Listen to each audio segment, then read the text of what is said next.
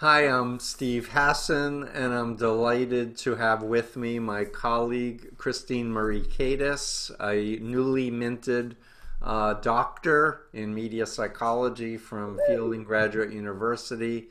I'm thrilled to have you on, Christine Marie. Thank you. We wanted to talk about the Chad Daybell, Lori Vallow case, and the latest news was the uncovering of the remains of Lori's two children that have been missing since last year on Chad's property.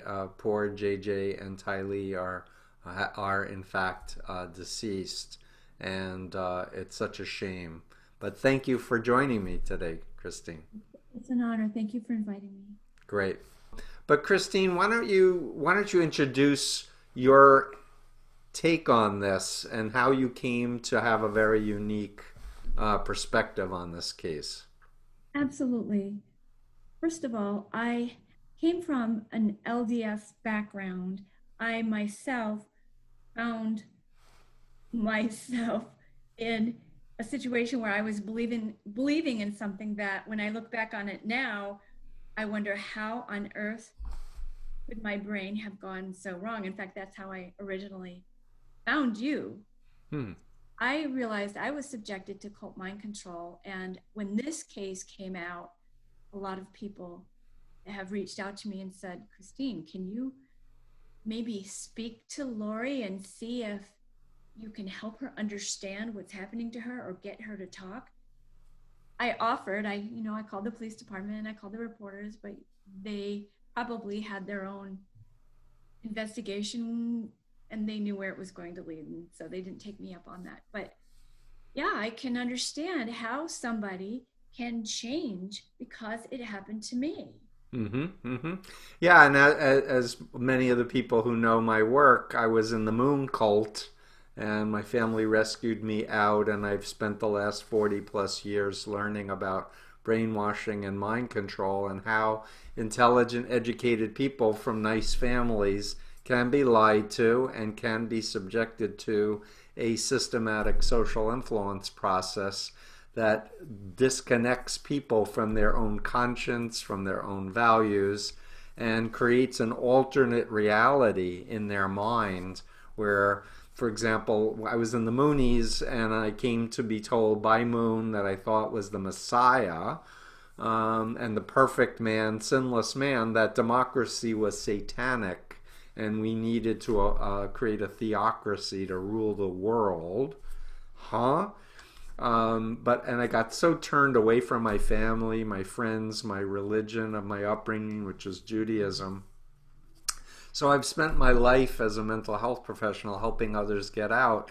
And when Headline News asked me on to talk about, do I think this is a cultish situation, I said it seems like an undue influence situation where it sounds like from Lori's relatives that she was a good person and a good mother, and that she had undergone a radical personality change, especially from the ex-husband's writings, where he was quoting what she had said to him, including threatening to kill him if he tried to interfere with her godly duties. That she was like a god person at the end of the times.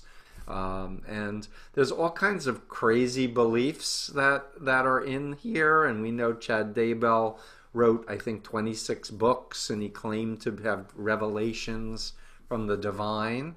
Um, so the formula of an authority figure who has special powers influencing a person, and they married very quickly after his wife died, and we haven't heard the autopsy results yet on his wife, but it just seemed like she wasn't acting like a normal person would act with missing children or just being involved with a man whose wife had just died. It's the last thing you do is rush into a marriage with somebody whose wife just died. Right. But coming back to you, Christine, could you share a little bit more, if you don't mind, on what you think may have gone on there and what you think police that may be interviewing each of them ought to learn about, maybe? Absolutely. For one thing, I would suspect that because it looks as if Lori Vallow underwent a personality change, that she was subjected to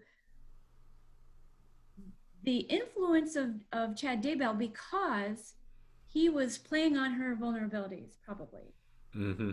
And he knew what she believed, what her religious background was previously. He knew how he could gain authority over her, Mm-hmm.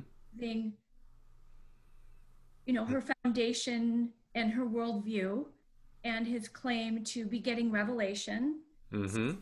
And you, like in my case, how could I, when I believed in my prophet, I had a scam artist as a prophet, Well, but he claimed to be getting revelations, and oh, you believed absolutely. that. And at the time, of course, I believed he was the real thing. I remember thinking at the time, if he wasn't a true prophet, people would totally think I was in a cult. That's an interesting thought. And didn't he alienate you from your own children? He did. He tried to get me to give my children up for adoption. So he called it the sacrifice of Abraham. And there was about a week or two when I was in extreme distress. I mean, I was in extreme distress the entire time. He started putting me through these tests to prove my righteousness, my worthiness, to help usher in the second coming. Very similar story, end of the world, doomsday. I was going to be called to help with this. Yeah, I and I just want to jump in and say the Moonies said the end of the world was coming in the 70s, and I too was given the Abraham sacrificing his son, beloved son Isaac story to get me to throw out my poetry because I was a creative writing major in college. So the Abraham story gets circulated in a lot of different cults apparently. Interesting. And another scripture that was used on me was it was I believe it's in Matthew where it says, whoever loves their family, their children more than me is not worthy of me. Yeah, So the that, Moonies use that one too, yeah, and other cults as well. I mean, But speaking from a mind control undue influence perspective, systematically separating people from family and friends who can keep people grounded, isolating them, spending many hours indoctrinating the person, whether it's listening to their books on tape or reading a person's books over and over, and there are 26 books, being on podcasts together. She was on with Chad, and incremental changes over time, and the fear factor about the last days, Armageddon, and Judgment Day, and are you going to be part of the divine plan to move God's providence forward, or are you going to lose and be part of Satan's evil right. world? And there's this principle called loss aversion. The more you sacrifice, the more you've invested in your future plan, the more you're afraid to lose it. In my particular case, just to be clear, I did not give my children up for adoption. I found a psychological way around that, but I didn't tell that to him. Mm-hmm. I had I'd passed other tests and made other sacrifices and experienced other losses, which made me all the more determined to hide myself from the truth. Mm. Was that he was a con man and a predator. And I wanted to make sure that all these sacrifices were not in vain. So my critical thinking turned off, systematically, and, until it all came crashing down. So I'm very curious about Lori to find out did she, was she completely influenced by him? Was she partially a driver of this? Is she horrified to learn what happened to her children, or did she believe that was the path, that was the way to save her children? One Yeah, thing, me too. And yeah, and I want to remind the listeners about Jim Jones in November 18th of 1978 when he gave the orders for parents to give cyanide-laced flavor aid down the throats of their children because this was what God wanted to happen. People had been groomed to be obedient to him, and people killed their own children, believing that it was a great act of love and of faith, and that they were going to a better place. right. So So it's not like this is the first time parents, in if this is in fact demonstrated to be an undue influence situation, have even gone against their parental, maternal, or paternal feelings to protect and safeguard their own kids. I'd like to cover, what might need to happen for the police to get at the truth with Lori and Chad, because I don't think treating them like criminals and doing a typical interrogation is going to be effective. Do you have any thoughts on that? absolutely.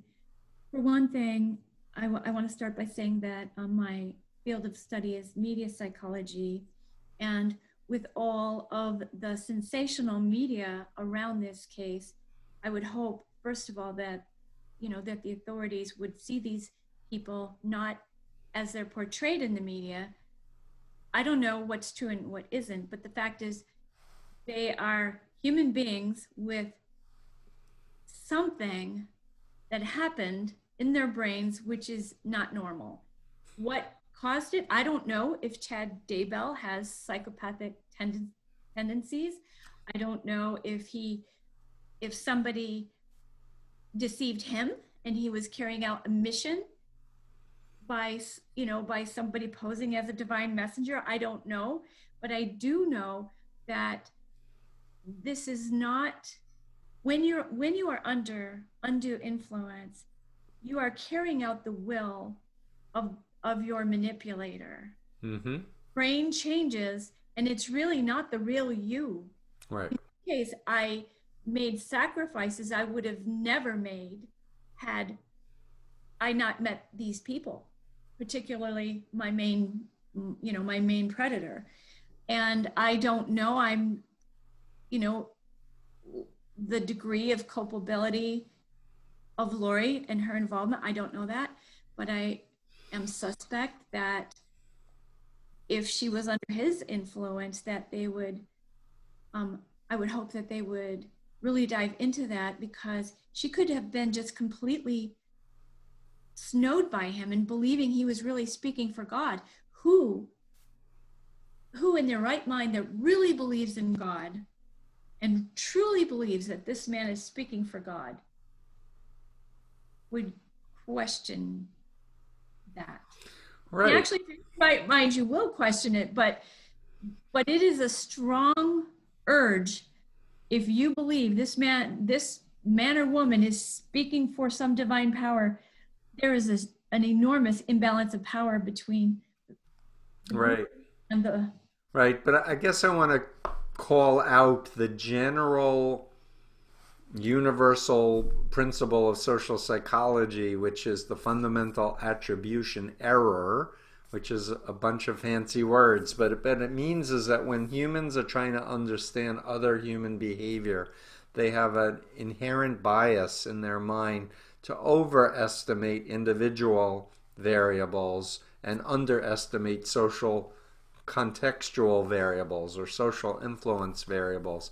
In other words, when people look at Steve Hassan and the Moon Cult, the tendency would be to say, "Oh, he's weak, or he was stupid, or he was gullible, or he's not educated, or he didn't come from a good family, or he didn't have a good religious education." And what I've learned is that that is not a workable frame for really what's going on here. That people can be tricked, can be systematically indoctrinated. And so, in particular, with the police and the criminal justice system, my advice is to not look at Chad and Lori as criminals, but look at them as humans, and to examine what happened when and what sequence, and do a lot of good forensic testing as well. But in terms of the interviewing of them, I think it's going to be very important and valuable to introduce who they were, especially with Lori, before she ever heard of Chad, and to like remind her, show her pictures, videos of the kids, and kind of walk her through her thought process and how it shifted, and why she came to divorce her husband, and why did he say what he said, and unpack things. Now, I understand that they're facing very serious charges. I understand that their attorneys may not want them to say anything at all to the police. But I then think it's incumbent on their attorneys to do their due diligence to find out the facts about the case, and to offer frameworks that, if they are in fact guilty of the crime, that it's is going to be exculpatory evidence that might minimize their sentencing, or create a sentencing that is closer to the justice system should Right. be. And what's excellent about bringing in the fundamental attribution error is that when you think of Lori, you want to think, I mean, our tendency is to think, well, she did this, she needs to pay the price, and just to examine the crime, and she should pay the price for the crime she did commit. But when you help people understand that the only reason she committed that crime is because there were these environmental factors around her, she was being groomed. And I don't know if this is If even she committed the crimes, exactly. right. But I'm going to jump in, if you don't mind, Christine Marie, and just talk about an actual case that I was approached to help with. It involved a small Bible cult in upstate New York, and the father was in the cult, and his son wanted to leave the cult. And in the cult, they were teaching that if you want to leave the cult, you're possessed by a demon, and you should beat the person to get the demon out. And this father killed his son, and went to jail, was arrested, and he read Combating Cult Mind Control, my first book and such. And I can tell you, when he came to understand that that was not God's only church in upstate New York, and Right. that whole belief system was something that was imprinted in his brain, man, he's so remorseful. He killed his own child. He's going to have to live with that his entire life. And for me, looking from the outside, is it really going to teach others not to kill your own children by keeping him in jail for the rest of his life? Or would it not make more sense for him to do hours and hours of public service educating people about mind control and cults, Absolutely. and work a job, and help other victims of that particular cult? I'm not sure, but it just seems to me like it's a similar thing with Islamist, terrorist, suicide bombers, and they're arrested. Is it really a justice punishment to threaten to kill them and give them the death penalty when their mindset was to give their life, in their deranged belief system for Allah? I don't think so. That's you where I know? was going with my Lori comment with the fundamental attribution error, because the point is, if we don't look at the circumstances that led her to go from the old Lori to the new Lori, then we don't understand what happened, and people are not educated to the fact that this could happen to anyone. We like to say that somebody joins a cult because they're super vulnerable, or they're not smart and they're looking for something. But the truth is, everybody has vulnerabilities, whether it's something you believe in already, whether it's something that you love, whether it's your goal for the future or eternal life. We all have vulnerabilities, and many people, thousands and thousands and thousands of college educated, intelligent people, find themselves one day waking up to the realization that they were subjected to undue influence, and they did things that their authentic self knew they shouldn't have done. And they wonder, how did they turn off those warning signs? That is the message of this case that we need to be looking at. Yeah, exactly. And I would just say millions of people, not thousands Thank of you. people, have been in mind control cults or with a controlling personality type that isolated them from family and friends. And I have a whole model called the BITE model: behavior control, information control, thought control, and emotional control that people can use in terms of the influence continuum from ethical to unethical. They can sort through what fits an undue influence model and what doesn't fit an undue influence model. Um, Christine Marie, I know you did your doctoral dissertation on the trauma that false media portrayal has on people. Could you just say a few words? We're going to do a longer interview on that, but can you just share a little Absolutely. bit about your doctoral research? Absolutely. I studied the traumatic impact of media humiliation, misrepresentation, and victim shaming on narrative identity and well being. And essentially, what the results of my study helped support were that being publicly shamed, particularly in mass media, causes I shouldn't use the word causes, but there is a relationship between trauma and the media misrepresentation. Because if all these messages about you, let's say you believe that millions of people are thinking that you are this evil person that you really aren't, it starts to impact how you see yourself. It's very traumatic. I would say it's one of the most psychologically traumatic experiences a human being can undergo, to be humiliated and represented as something, as an individual so opposite of who you really are, that it has caused, I don't want to say it has caused, that there is a correlation, I Mm-hmm. believe, between. Spoken like a true doctor, a scholar practitioner. Thank you.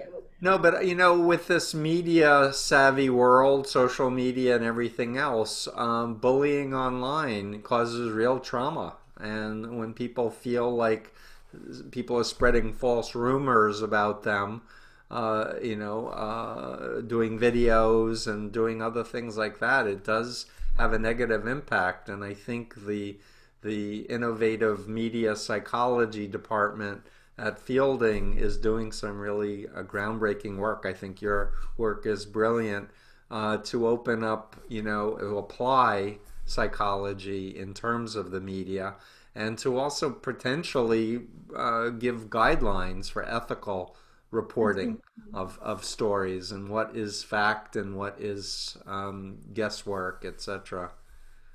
Absolutely. And I hope that there will be more of an awareness about how our words online, our media portrayals that we do of people online, the news that we watch, the news that we report as journalists, Mm-hmm. the reality shows that we edit as if we're a television professional. We need to really understand that all these things can have a traumatic and profound impact on an individual's life and Yeah, just for sure. destroy And their life. I'm sorry, go ahead. Yeah, I mean, it can destroy a person's career, a person's life, a person's family. Mm-hmm. Exactly. And Committed to. reality shows are not real. They're orchestrated. From everything that I've learned about reality shows, Right. they're all scripted for ratings versus actual reality. Mm. And virtual reality is not reality. And like we need to be anchored in the real world. So as Yeah. we wrap up, any last thoughts that come to you about what you'd like to say about Lori and Chad and the horrific, story that's being reported now that the bodies were found Yeah. in his property of Tylee and JJ? Well, I respect the police department for not revealing more of the information, although it's frustrating to us viewers, but it's in their best interest in getting a fair trial and not letting us know more. There have been, just countless articles about them with a lot of speculation, but I, ethically am pleased to wait to see that the media has to wait and get the real facts one press conference at a time from the real sources. And as far as trying to understand what really happened, I think that it will take some time because Lori may be under indoctrinated phobia about why she can't speak about what really happened. It might take some time to unravel her fears and let her realize that this was not the truth. Imagine how difficult it will be for her to come to grips with what has happened, like the example that you gave of the man who is inconsolable now to know that he Yeah, wasn't beating the demon out of his child. I yeah. don't know where she's at, but I know that it may be a process where they need cult experts to come in and work with her and help her Hmm. understand why she did what she did. If she's Yeah. involved, I keep saying I don't know. One thing for sure, if there was an undue influence process and Chad was the manipulator, they should keep them apart so she has time to reflect and get a hold of Absolutely.